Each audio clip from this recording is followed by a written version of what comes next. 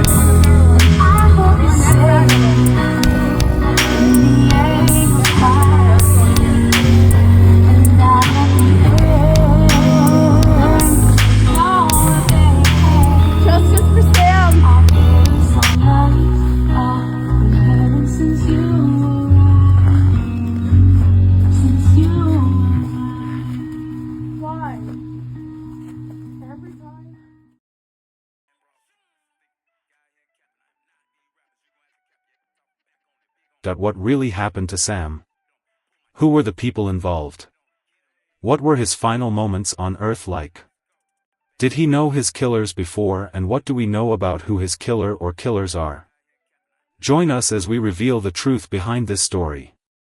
We will talk about Sam, his love life and family, then we will also examine his friends.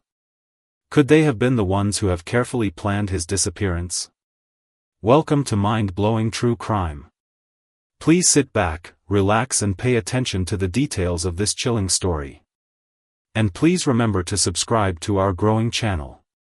We so much love to hear your comments. We want to know how you feel. If you have any observations, please reach out to us. Then kindly share this video, as we hope to see you again in the next video. Now let's go to the details of this event. This story leads us down to the city of Canandaigua, New York, a city with a population of approximately 10,480 residents. It has experienced fluctuations in its crime rates over recent years. As of the latest available data, the city reports a total crime rate of 22 per 1,000 residents, which is higher than the national average of 19 per 1,000 residents. September 2024. Sam Nordquist, a 24-year-old transgender man from Minnesota, was about to embark on a new chapter of his life. Having spent years navigating the complexities of identity and self-acceptance, Sam felt the pull of something greater, a chance for a fresh start. He'd found a kindred spirit in Precious Arzuaga, a woman he'd met online, with whom he had shared intimate conversations, hopes, and dreams. Together, they imagined a future of possibilities. Sam packed his bags and made his way to New York, where he hoped to build the life he had always desired, free from the shadows of his past. My faith will be stronger in the presence of my Savior. Spirit, lead me where my trust is without borders. Let me walk upon the waters wherever. Sam had always been open about his struggles. Growing up in a small town in Minnesota, he had faced his share of rejection and isolation, but he carried a quiet strength within him. His journey was not just one of geographical relocation, it was a path of self-discovery, a quest for acceptance, and the pursuit of peace. His friends loved him as he was always exciting to have in your company. They remember him as someone who embraced life with humor and warmth, someone who refused to let his challenges define him. He was excited about the new opportunities ahead. For Sam, the move to New York was more than just a change of location, it was his chance to rewrite his story. Families and friends told him how much they will miss having him around when they learned he was moving to New York. But of course he reassured everyone that he will always reach out to them through calls and messages. But then, as quickly as Sam's new beginning had begun, it all went silent. No calls, no messages, just an eerie quiet that quickly grew impossible to ignore. Days turned into weeks, and still, no word from Sam. His family began to feel the unease settle in, like a creeping shadow they couldn't shake. What had happened? Why was he unreachable? Was it a delay in settling into his new life, or had something gone terribly wrong? The gap in communication soon became more than just an inconvenience. Sam's mother, desperate and frantic, reached out to friends, trying to piece together any shred of information. Investigated. His family said Nordquist traveled from Minnesota to New York in September of 2024, hoping to connect with an online girlfriend, Precious Arzuaga. His family feared for his safety and lost touch with him early this year. I had a bad feeling off the start that it wasn't going to end well if he came out here, and he wouldn't listen to me because he thought that he was in love with this woman. On Thursday, Nordquist's remains were found in a field in neighboring Yates County. Torture.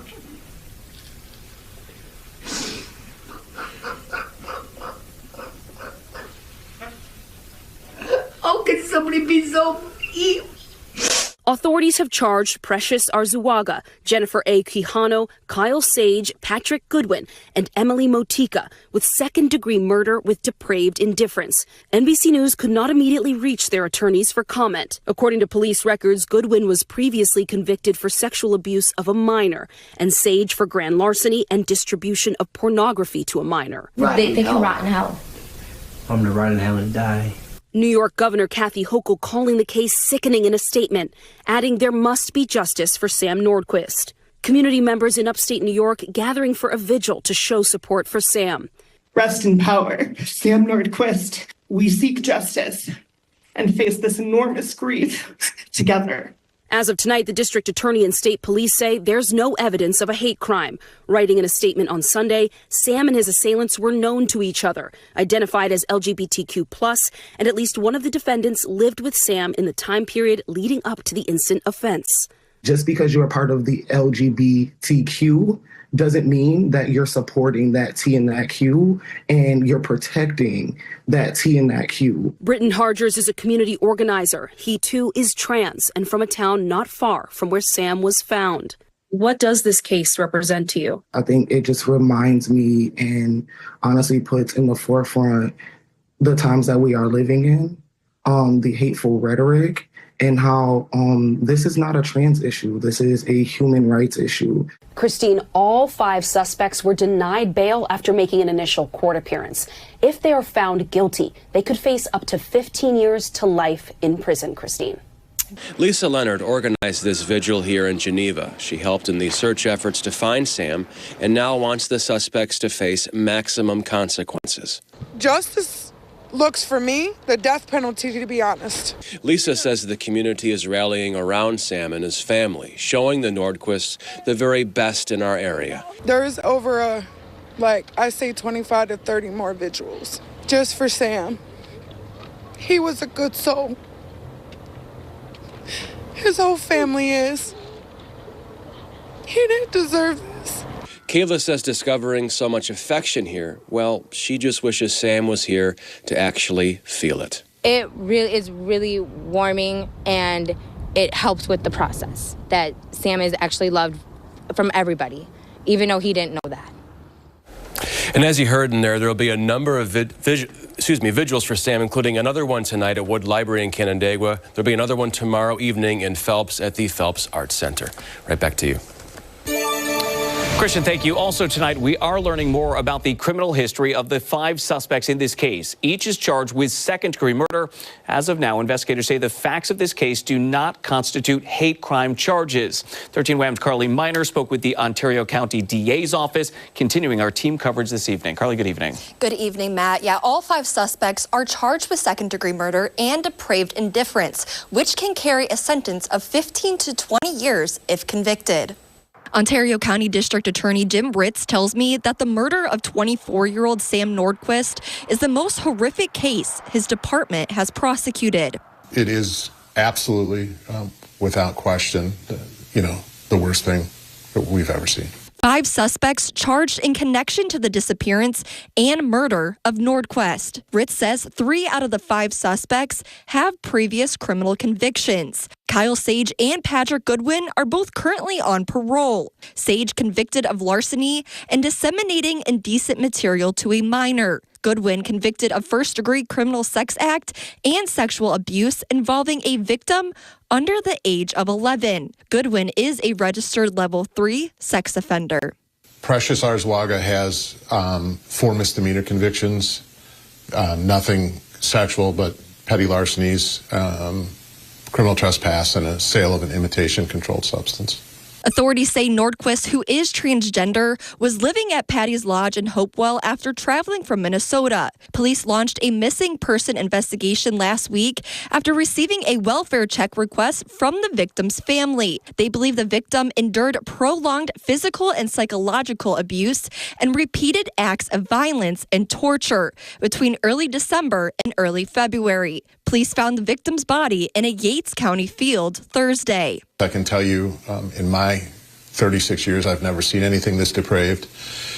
So it's hateful. Ritz says Arzwaga and Nordquist were living at Patty's Lodge together. No word on a motive, and Ritz says there's no indication at this time the murder was a hate crime. The question about hate crimes is whether that hate was derived from Sam's being a transgender person, or if these are just evil people who hate and would have done this regardless of Sam's situation. Now, the DA tells me the relationship between all 6 people is still under investigation. Anyone with further information on this case is encouraged to call state police at 585-398-4100. The discovery of Sam's body was unbelievable. His mother, who had not heard from him since early January, was devastated. She had hoped, prayed, and waited for his return, but now, the reality of his fate was undeniable.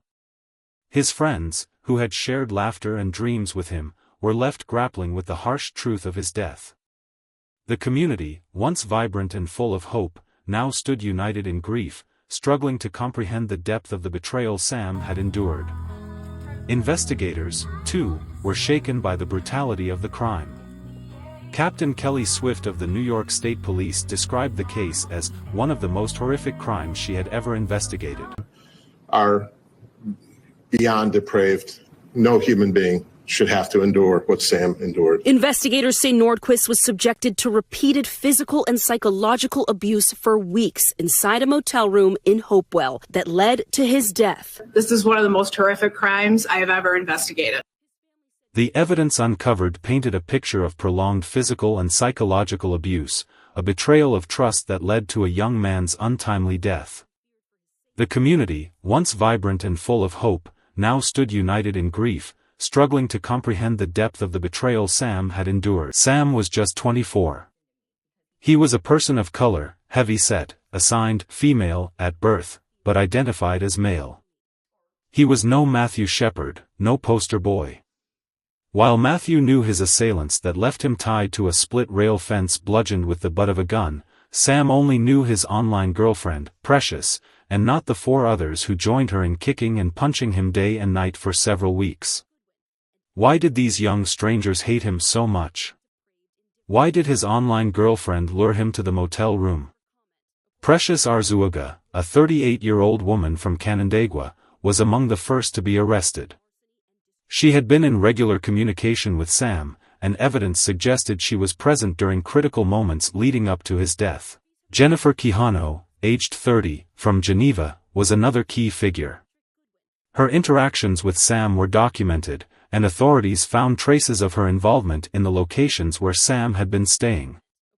Kyle Sage, a 33-year-old from Rochester, had a history of legal issues, including convictions for grand larceny and distributing pornography to a minor.